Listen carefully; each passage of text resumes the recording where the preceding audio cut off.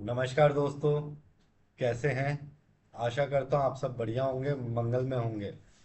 आज हम डिस्कस करेंगे वेगस नर्व कनेक्शन, होम्योपैथी का क्या रिलेशन रहता है ब्रेन और गट के एक्सेस के लिए। कि जो भी गट की जो प्रॉब्लम रहती है अपने पेट की, इससे ब्रेन से कनेक्शन रहता है। जो कनेक्शन जो नर्व का रहता है उसको अपन वेगस नर्व कहते हैं। तो होम्योपैथी का क्या रोल रहता है? जो आज की रिसर्च है वो ये दिखाती है कि गट जो पेट रहता है, इसका ब्रेन एक दूसरे से डायरेक्टली कनेक्टेड है। इस कनेक्शन को अपन गट ब्रेन एक्सेस कहते हैं। और इसका सबसे इम्पोर्टेंट हिस्सा है वेगस नर्व का।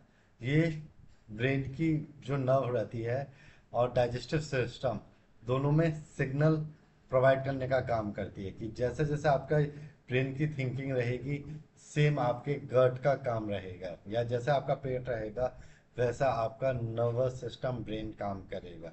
जब वेगस नर्व हेल्दी होगी तो आपका डाइजेशन, मूड, इम्यूनिटी, स्ट्रेस, सब कुछ बेटर रहेगा। तो सबसे पहले अपन देखते हैं वेगस नर्व होती क्या है। वेगस नर्व सबसे लंबी अपनी क्रैनिकल नर्व होती है।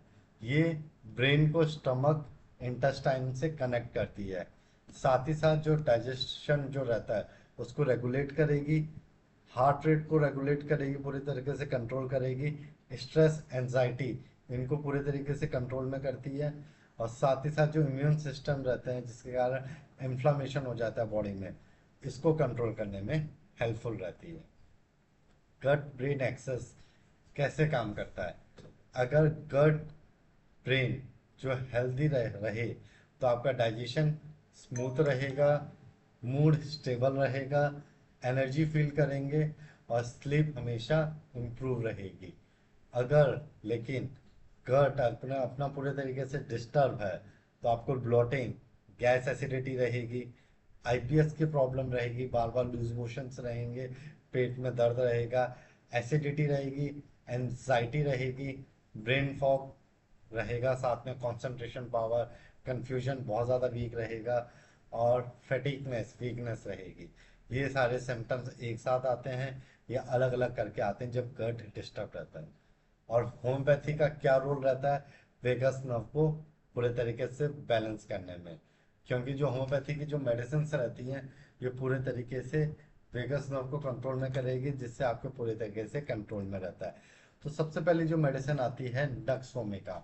इसका मेन रोल रहता है acidity, over eating, stress induce indigestion, की टेंशन से जो इंडाइजेशन होता है।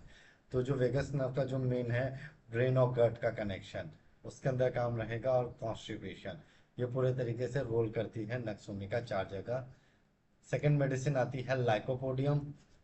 जो गैस, ब्लोटिंग हो रही हो, जो इवनिंग में जो भी सारे सिम्टम्स बढ़ जाते हैं शाम को 4 बजे बाद, और जो आईबीएस टाइप के जो सिम्टम्स रहते हैं, पेट में दर्द हो रहा, लूज मोशंस होते हैं, भारीपन है, कुछ खाते ही जाना पड़ता है, उसके अंदर लाइकोपोडियम का बहुत अच्छा रिजल्ट रहता है। थर्ड मेडिसिन आती है जो सबसे अच्छा ब्रेन और गट का कनेक्शन करती है, अर्जिटम नाइट्रिकम। इसके अंदर नर्वस डायरिया रहता है, एनजाइटी के साथ लूज मोशंस रहेंगे, एग्जाम या स्ट्रेस की जो भी टेंशन है उसके साथ इंडाइजेशंस रहेंगे। तो ये जो मेडिसिन मैंने दो स्पेशली बताया जिसका कनेक्शन नक्स वोमिक और अर्जिटम नाइट्रिकम, ब्रेन और गट का डायरेक्ट कनेक्शन बनता है। तो अगर जिनका डाइजेशन वीक रहेगा तो सारी प्रॉब्लम्स बढ़ती हैं। फोर्थ मेडिसिन आती है कार्बोवेज, जिसमें एक्सेसिव गैस रहेगी, पेट पूरे तरीके से टाइट रहेगा, भारीपन रहेगा, स्लो डाइजेशन रहेगा, और एब्डोमेन पूरे तरीके से हैवीनेस रहेगा। तो ये सिम्टम्स आते हैं कार्बोवेज में। तो दोस्तों अपन ने 4 मेडिसिन देखी हैं जो वेगस नर्व को स्ट्रॉन्ग करने में हेल्पफुल रहती है। क्योंकि वेगस नर्व को अपन नेचुरली भी स्ट्रॉन्ग कर सकते हैं। नेचुरली स्ट्रॉन्ग करने के लिए आपको सिर्फ वेगस नर्व का फंक्शन को ध्यान में रखना है।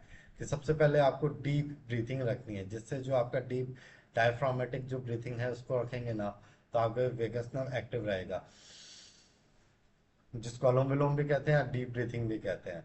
सेकंड, मेडिटेशन रखना है, माइंड को पूरे तरीके से शांत रखना है। थर्ड, आपको रेगुलर एक्सरसाइज रखनी है, जितना आप रेगुलर एक्सरसाइज रखेंगे उतना ज़्यादा माइंड आपका हेल्थी रहेगा। 7 से 8 घंटे की नींद प्रॉपर लेनी है कि स्ट्रेस आपके पूरे तरीके से ठीक रहे। फाइबर डाइट ज़्यादा रखिए, जितना ज़्यादा फाइबर्स रखेंगे डाइट में उतना आपके लिए अच्छा है। फर्मेंटेटेड फूड जितना हो सके आपको प्रॉब्लम हो तो नहीं लेंगे, नहीं तो फर्मेंटेटेड फूड आपके इंटेस्टाइन के लिए अच्छा है। तभी मीठा दही कहा जाता है डाइट में लेने के लिए। स्ट्रेस मैनेजमेंट रखना है, और मेन चीज स्मोकिंग और अल्कोहल से बचिए। जितना ज़्यादा एडिक्शन रखेंगे उतना ज़्यादा आपका इंटेस्टाइन डिस्टर्ब रहेगा।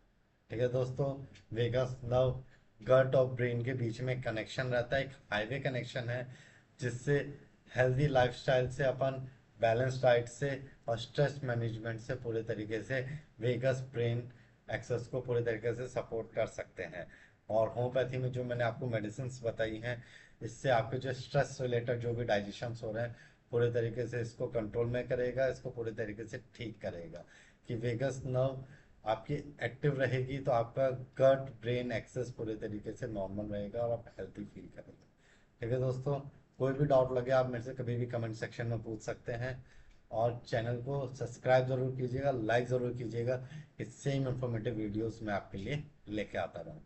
तब तक के लिए धन्यवाद।